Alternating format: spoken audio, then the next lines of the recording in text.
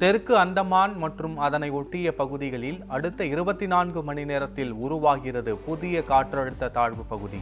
இந்திய வானிலை ஆய்வு மையம் அறிவிப்பு.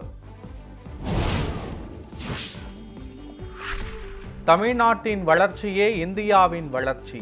கோவை மதுரை மெட்ரோ திட்டங்களுக்கு அனுமதி வழங்க கோரி பிரதமருக்கு எழுதிய கடிதத்தில் முதலமைச்சர் ஸ்டாலின் கருத்து. சென்னை அபிராமபுரத்தில் மௌலி என்பவர் வெட்டி கொலை செய்யப்பட்ட விவகாரம்.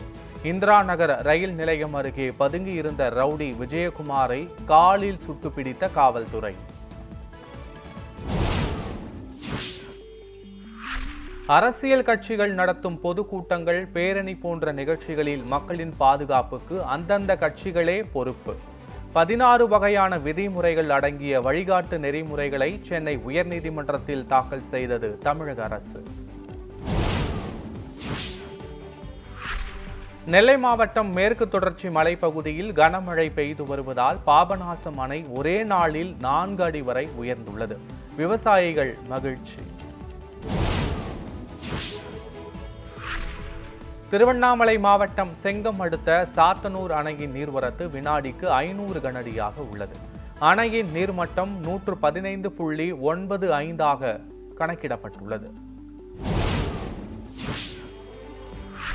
பவானிசாகர் அணையின் நீர்வரத்து 2908 கனஅடியில் இருந்து 653 கனஅடியாக சரிவு.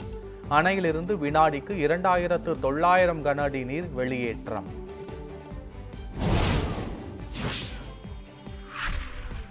மணிமுத்தாறு அருவியில் பயணிகள் குளிக்க 3வது நாளாக தடை நீட்டிப்பு. வனத்துறை அறிவிப்பு.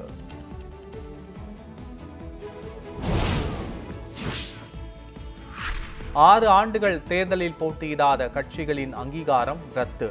தேர்தல் ஆணைய உத்தரவுக்கு கேரள உயர்நீதிமன்றம் தடை.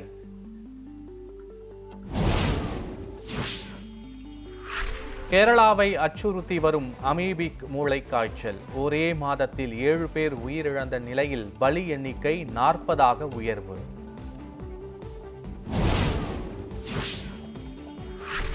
சபரிமலை ஐயப்பன் கோயிலில் மண்டல மற்றும் மகர விளக்கு பூஜைக்காக நடை திறக்கப்பட்ட நாளில் இருந்து நேற்று வரை 5 லட்சம் பக்தர்கள் தரிசனம். தேவசம்போர்ட் தகவல். கேரளாவில் இன்று கனமழை பெய்யும் என வானிலை ஆய்வு மையம் தகவல்.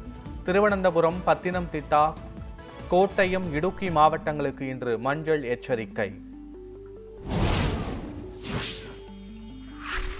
ஆஷஸ் தொடரின் முதல் டெஸ்ட் போட்டியின் 2ஆம் நாள் ஆட்டம். 132 ரன்களுக்கு அனைத்து விக்கெட்டுகளையும் இழந்தது ஆஸ்திரேலிய அணி. இந்தியா தென்னாப்பிரிக்கா இடையேயான 2வது டெஸ்ட் போட்டி. டாஸ் வென்ற தென்னாப்பிரிக்கா அணி பேட்டிங்கை தேர்வு செய்தது. 2வது மகளிர் உலகக்கோப்பை தொடர். தொடர்ச்சியாக 4 வெற்றிகளை பெற்று அரையிறுதிக்கு முன்னேறியது இந்தியா. ஆஸ்திரேலியா ஓபன் பேட்மிண்டன் தொடர். ஆண்கள் ஒற்றையர் பிரிவில் அரையிறுதிக்கு முன்னேறினார் இந்திய வீரர் லக்ஷ்யா சென்.